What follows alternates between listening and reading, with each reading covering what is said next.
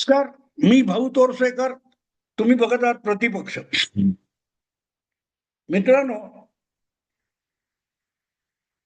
चतुराई, चलाखी, लांडी लबाडी ही काही काळ चालते असं म्हणतात ना. तुम्ही काही काळ काही लोकांना फसवू शकता, काही लोकांना सर्व काळ फसवू शकता, सर्व काळ काही लोकांना फसवू शकता, पण सर्व काळ सगळ्या लोकांना तुम्ही फसवू शकत नाही अशी एक उक्ती आहे. पण काही लोकांना चतुराई, चलाखी आणि लांडी लबाडीची सवय इतकी अंगवळणी पडलेली असते की साध्या साध्या गोष्टी सुद्धा अकारण खेचत न्यायच्या आणि स्वतःलाच अडचणीत आणायचं, याची त्यांना चटक लागते. आणि अशा लोकांमध्ये जसा केजरीवालचा समावेश होतो, शरद पवारांचाही समावेश होतो, उद्धव ठाकरेंचा समावेश होतो, तसाच बंगालच्या दीर्घकालीन मुख्यमंत्री ममता बॅनर्जी यांची स्थिती आहे.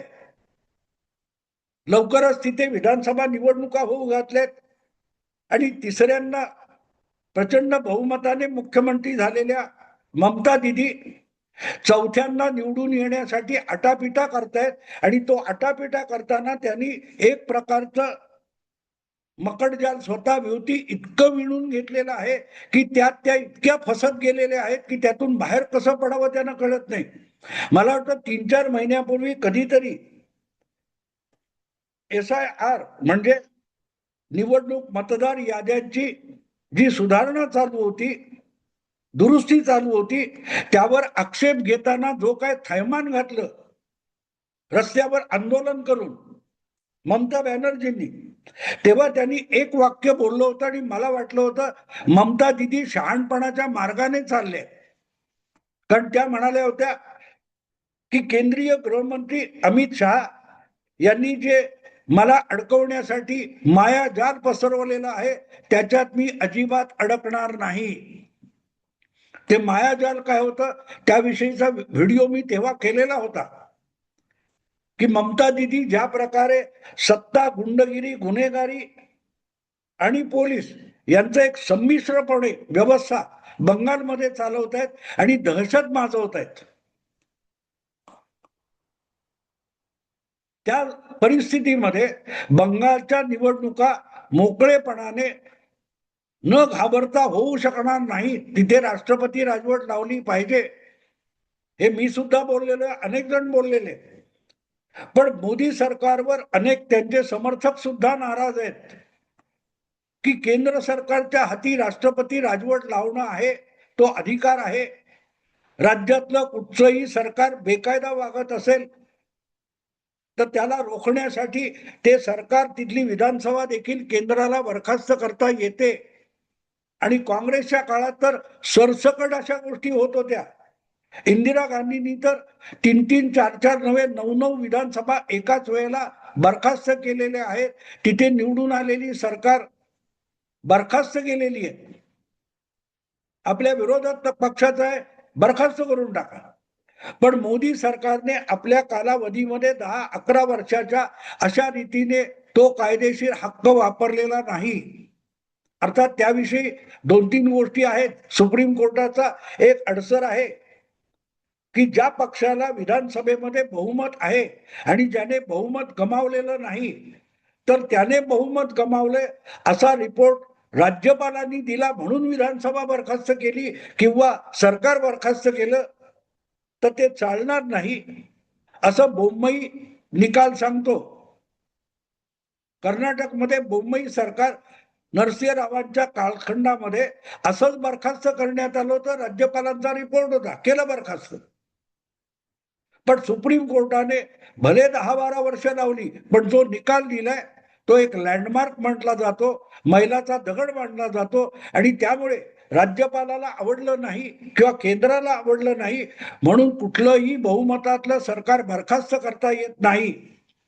एखाद्या मुख्यमंत्र्याला विधिमंडळामध्ये बहुमत आहे किंवा नाही हे ठरवण्याचा राज्यपालाला असलेला अधिकार सुप्रीम कोर्टाने त्या निकालातून काढून घेतला. राज्यपाल एक करू शकतो की जर त्याच्या मनात शंका असेल की त्या मुख्यमंत्र्याने विधिमंडळातलं बहुमत गमावलेलं आहे तर तो मुख्यमंत्र्याला आदेश देऊ शकतो की ताबडतोबीने 8 दिवस 15 दिवस विधिमंडळातला आपलं बहुमत सिद्ध करणारा प्रस्ताव मंजूर करून घ्या. त्यामुळे बहुमत आहे की नाही याचा निर्णय राज्यपालांच्या राजभवनात होता कामा नये, तो विधिमंडळात झाला पाहिजे. पण एवढीच तरतूद असते का? नाही. वेगळं एक मला वाटते 356 कलम आहे. त्यामध्ये जर देशाच्या एकात्मतेला आणि राज्यातल्या कायदा व्यवस्थेला तिथलं सरकारच धोका निर्माण करत असेल, गुंडांना पाठीशी घालत असेल आणि राज्यपालांना वाटलं की इथलं कायदेशीर व्यवस्था जी आहे कोलमडून पडलेली आहे, लॉ अँड ऑर्डर, तरीही केंद्र सरकार तिथे राष्ट्रपती राजवट लावू शकते, विधानसभा स्थगित करू शकते, मुख्यमंत्री आणि मंत्रिमंडळ बरखास्त करू शकते. जशी कारवाई यापूर्वी अटल बिहारी वाजपेयी पंतप्रधान असताना बिहारच्या बाबतीत केलेली होती, पण त्याविषयी सुप्रीम कोर्टाचा निकाल जो आहे की असा निर्णय केंद्र सरकारने घेऊन मागणार नाही. पूर्वी चालायचं, केंद्र सरकारने निर्णय घेतला, विषय संपला. पण बोमई केस नंतर असा एक पायंडा पाडला गेलेला आहे किंवा सुप्रीम कोर्टाने सांगितलेलं आहे की जर ते सरकार बहुमतात नाही किंवा कायदा सुव्यवस्था जे काय सरकारला वाटलेलं आहे, सरकारने ते संसदेकडून संमत करून घेतलं पाहिजे.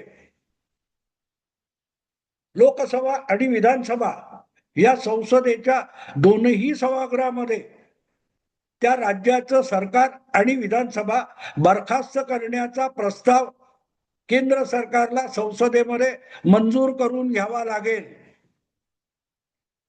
आणि ज्या वेळेला राबडी देवी सरकार वाजपेयींनी बरखास्त केलं होतं, तेव्हा त्याचं कारण असं होतं की त्यावर बोलताना काँग्रेसच्या अध्यक्षा आणि काँग्रेसच्या संसदेतल्या नेत्या सोनिया गांधी यांनी असं म्हटलं होतं की राबडी सरकारला बिहारच्या सत्तेत बसण्याचा अधिकार उरलेला नाही. असं म्हटल्यानंतर राज्यसभेमध्ये बहुमताला आपल्याकडे बहुमत नाहीये, तर काँग्रेस सुद्धा मदत करील या अपेक्षेने प्रमोद महाजन, अडवाणी, वाजपेयी यांनी एक निर्णय घेतला की राबडी सरकार बरखास्त करायचं आणि त्यांनी ते बरखास्त केलं. लोकसभेमध्ये तेव्हा एनडीएकडे म्हणजे वाजपेयींच्या पाठीशी बहुमत होतं, तिथे तो प्रस्ताव मंजूर झाला. पण तो राज्यसभेत मंजूर होण्याची बिलकुल शक्यता नव्हती, कारण त्यावेळेला भाजपचं किंवा एनडीएचं राज्यसभेमध्ये बिलकुल बहुमत नव्हतं. एक नंबरचा पक्षच काँग्रेस होता, भाजप हा 2 नंबरचा पक्ष होता. आणि सगळ्या सेक्युलरांची बेरीज केली तर प्रस्ताव मंजूर होण्याची शक्यता नव्हती. म्हणून बरखास्त केलेलं सरकार, राबडी सरकार, हे वाजपेयींना जवळजवळ 2 किंवा 3 महिन्यानंतर पुनर्स्थापित करावं लागलं होतं. तेव्हा जितकं लोकांना सामान्य वाटतं की केंद्र सरकारच्या हाती अधिकार आहे, कायदा सुव्यवस्था कुठलंही कारण द्या, पण एखादं सरकार बरखास्त करा. काँग्रेस इंदिरा गांधी करत होत्या, नरसिंहराव करत होते, अगदी देवेगौडांनी केलं होतं. पण त्यांच्याकडे दोन्ही सभागृहातला बहुमत होतं भक्कम. आणि म्हणून आज ममता दिदीनी कितीही तमाशा केला किंवा सरकार आणि गुंड आणि पोलीस, कायदा व्यवस्था सगळ्याचाच बोजवारा उडाला असला तरी इतक्या सहजतेने बंगालमध्ये राष्ट्रपती राजवट लावणं हे मोदी सरकारसाठी सोपं नाहीये. 356 कलमाचा वापर केला तर तो सुप्रीम कोर्टात टिकला पाहिजे आणि संसदेत पण टिकला पाहिजे, आणि ती गोष्ट इतकी सोपी नाहीये. दोन्ही सभागृहामध्ये प्रचंड बहुमत असलेले इंदिरा गांधी, राजीव गांधी आणि आजचं मोदी सरकार यामध्ये आकड्यांचा जमीन आसमानाचा फरक आहे. पण म्हणून त्याच बळावर अनेक राज्यामध्ये नको तितकी दादागिरी आणि गुंडगिरी चालते. द्रमुकचा स्टॅलिन असो, कर्नाटकातले सिद्धरामय्या असोत किंवा बंगाल मधल्या ममता दिदी असोत, हे केंद्रीय आणि संघराज्यात्मक व्यवस्थेला हादरे देत राज्यकारभार करतात. पण त्यांना हात लावताना सुद्धा मोदी सरकारला 10 वेळ विचार करावा लागतो.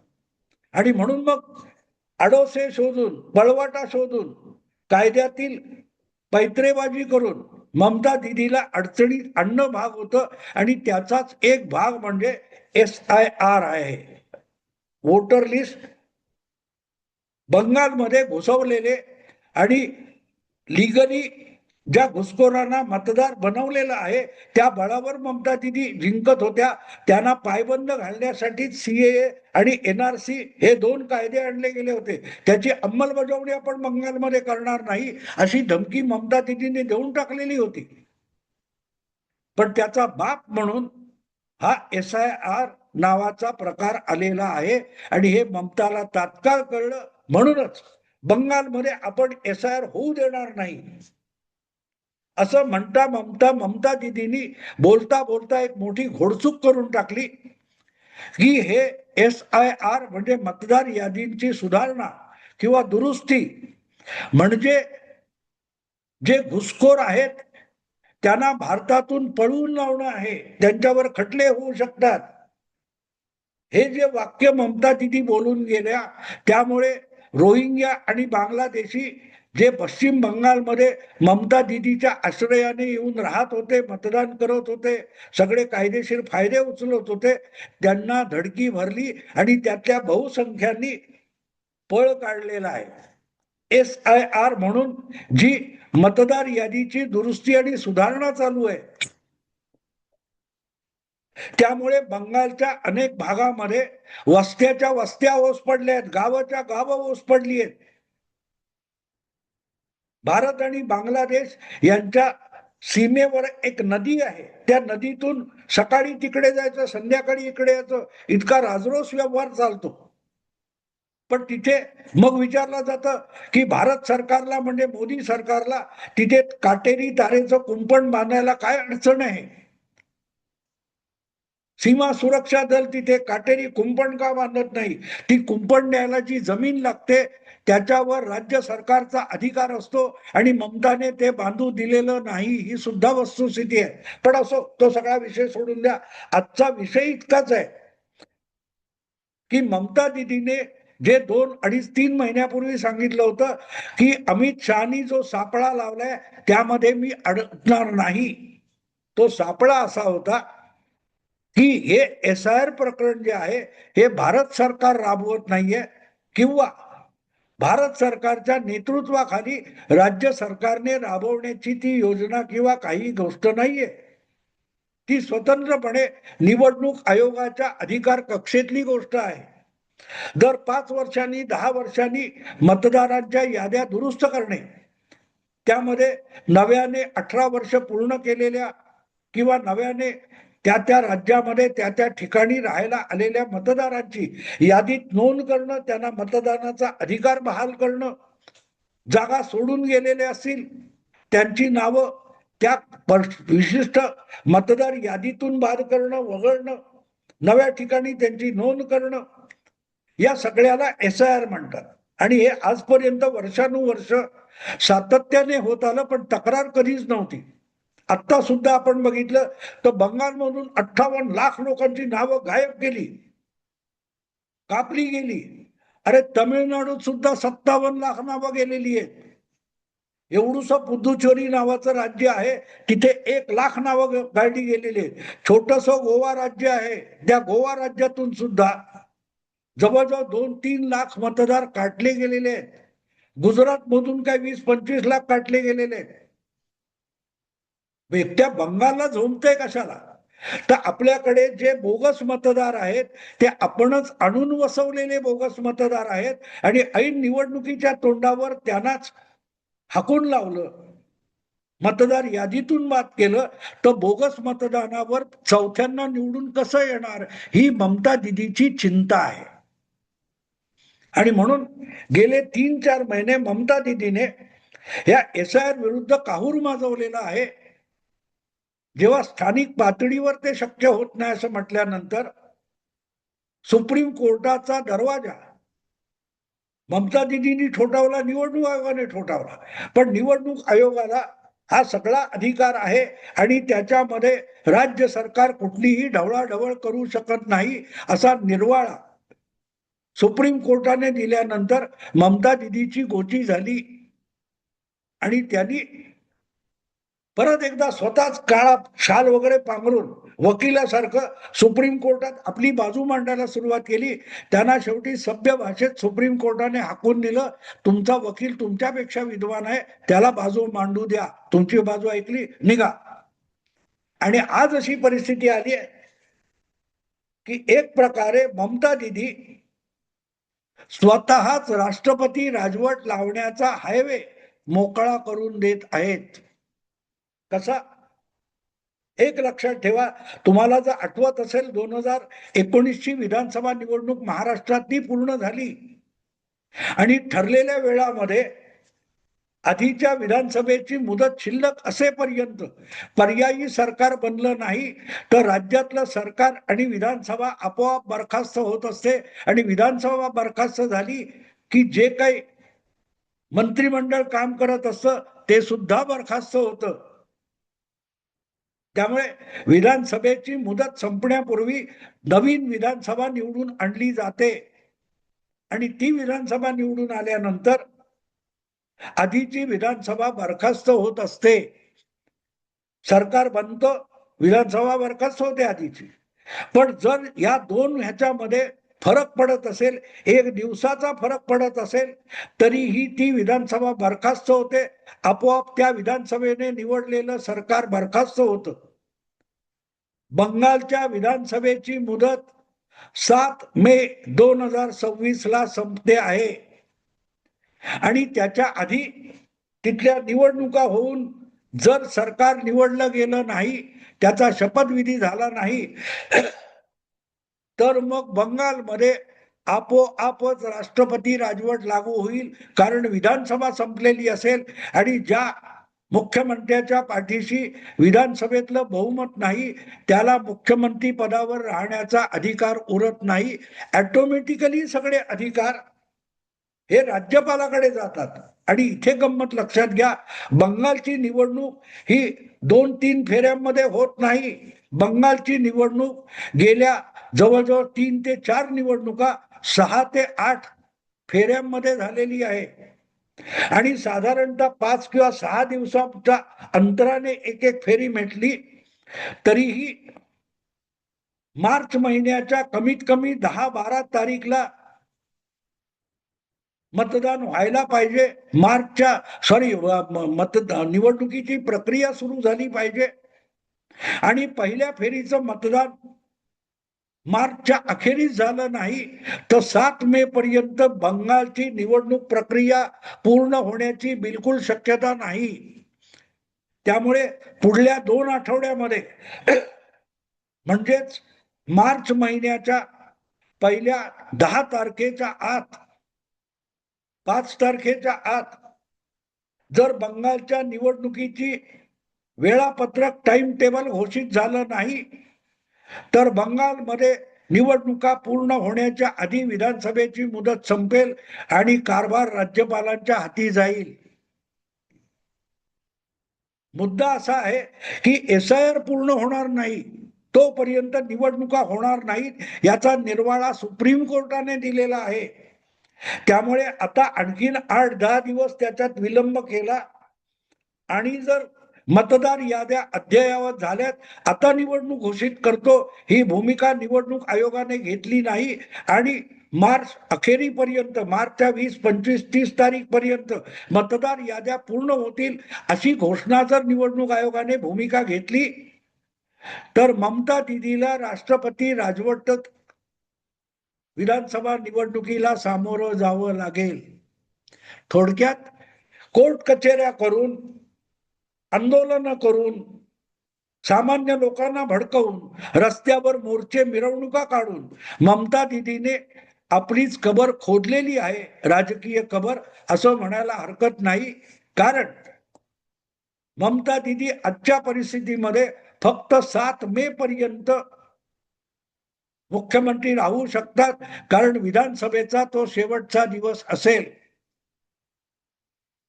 आपल्या या सगळ्या उचापतीमधून ममता दिदींनी बंगालमध्ये राष्ट्रपती राजवट लावण्याचा सोपा मार्ग मोदींना आणि शहांना उपलब्ध करून दिला, इतकाच याचा अर्थ आहे. आत्ता थांबतो, परत कधीतरी याविषयी बोलेन. आवडलं लाईक करा, शेअर करा आणि प्रतिपक्षाला सबस्क्राईब करा. नमस्कार.